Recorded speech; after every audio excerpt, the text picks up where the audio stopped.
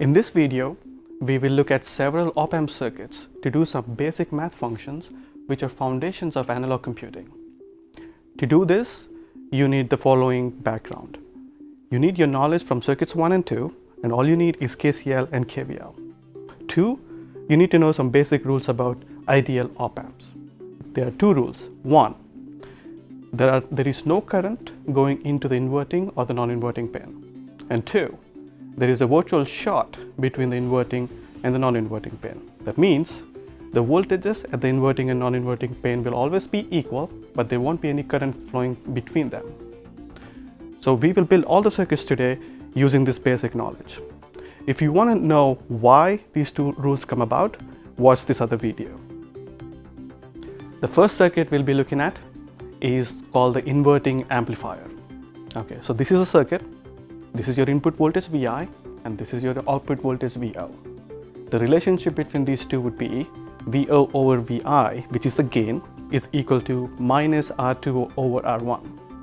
So as you can see, if you can select your values for R2 and R1 and you can get any gain you want, but the gain will be negative. Okay, so now let's analyze this circuit. As we said, there is no current going through the non-inverting pin. Okay, that means the voltage at the non-inverting pin will be 0 because it is directly connected to ground now. Now, using the rule of virtual short, this means the voltage at the inverting pin is also 0. This means the current going through R1 is Vi over R1. Now, since there is no current going into the inverting pin, all this current should be going through R2. This means the voltage at the output Vo is given as 0, that is the voltage at the non-inverting pin, minus the drop on the resistor R2. You plug in the values and you get your result. Now, a note about R3. If this is an ideal op-amp, and we said it is, then there is no current going through R3, right? And we can select any arbitrary R3. But if this is not an ideal op-amp, then we have to select the value of R3 carefully. But we will look at that in later videos. Now, just to summarize, this is a circuit which is doing inverting amplification. The relationship between output and input is Vo over Vi is minus R2 over R1. Alright, that was the inverting amplifier. Obviously, next we want to look at a non-inverting amplifier, which means can we get a positive gain? This is the circuit which does that. Okay, Vi is the input, Vo is the output. The relationship between Vo and Vi is Vo over Vi is equal to 1 plus R2 over R1. Alright, now let's analyze this circuit. Vi is being applied directly at the non-inverting pin. So the voltage over there is Vi. So since there is a virtual short between the non-inverting and inverting pin, this means the voltage at the non-inverting pin is also Vi. Now this immediately implies that the voltage at the inverting pin is also Vi. This means the current going through R1 is Vi over R1.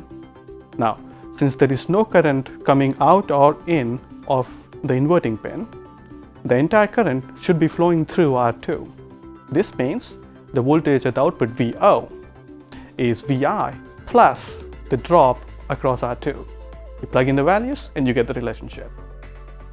Okay, we have seen an inverting gain amplifier and a non-inverting gain amplifier. So next thing we'll be looking at is the difference between 2 signals. Okay, this is the circuit which does this. There are 2 inputs, V1 and V2, and there's one output Vo.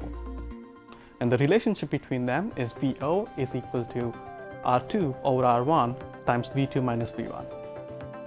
Now as you can see, the output is just a constant times the difference of the signals. You can select your values for R1 and R2 and make any gain you want. Let's analyze this circuit. Since there is no current going in or out of the non-inverting pin, the resistors R1 and R2 form a voltage divider on the top, right? So the total drop across R1 and R2 is V2. This means the voltage drop across R2 will be equal to R2 over R1 plus R2 times V2. Okay, and this will be the voltage at the non-inverting pin. Let's call that V2 prime. Now let's call the voltage at the inverting pin V1 prime. Now since there is no current going in or out of the inverting pin, the resistors R1 and R2 on the bottom also form a voltage divider. Okay. This means V1 prime is equal to V1 plus the voltage drop across R1. Since it's a voltage divider, this will be equal to V1 plus R1 over R1 plus R2 times VO minus V1, because VO minus V1 is the total voltage drop. Now, using the virtual short, we can say V2 prime will be equal to V1 prime. Shuffle things around and you get your result. So we saw positive amplification, negative amplification, and difference. Now let's see how do we do integration of voltages. Okay. Now this is a circuit which does that. The first thing when I say integration, you probably thought about capacitors, right? So obviously there is a capacitor in this circuit. The input is Vi of t and the output is Vo of t. The relationship between them is Vo of t is 1 over Rc times the integral of your input voltage. Okay, let's analyze this circuit. The same rules apply again. Since there is no current going into the non-inverting pin, the voltage there is 0. Using virtual short, you can say the voltage at the inverting pin is also 0. This means the current going through R1 is Vi of t over R1. Now since there is no current going into the inverting pin, all that current goes through the capacitor. Okay. Now the output Vo of t is equal to 0, which is the voltage at the inverting pin, minus the voltage drop across the capacitor Vc of t. Now how do we compute Vc of t? Let's go back to our foundational knowledge about capacitors. If there is a current I of t going through the capacitor C and the voltage drop across it is Vc of t, then we know I of t is C times the derivative of that voltage. This means the voltage Vc of t will be 1 over C times the integral of the current. You substitute this back in the equation and you get your result. Okay, since we saw integration, let's do differentiation. This is a circuit which does that. Vi is the input, Vo is the output. Let's analyze it. Same rules apply. No current going into the non-inverting pin, voltage over there is 0.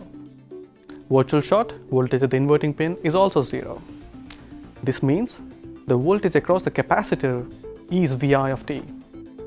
The current going through the capacitor, I of t, will be equal to C times the derivative of Vi of t. Again, no current going into the inverting pin, so all that current is going to the resistor R1. The voltage Vo is 0, the voltage of the inverting pin, minus the voltage drop across R2, which is R2 times I of t. You substitute that in the equation and you get your result, which is Vo of t is minus Rc times the derivative of your input. Okay, let's summarize. In this video, we have seen circuits which can do positive amplification, negative amplification, difference of two signals, integration, and differentiation. So these are building blocks of many complicated mathematical relationships. In the future videos, we will see how we can manipulate these basic building blocks and combine them to get quite complicated mathematical functions.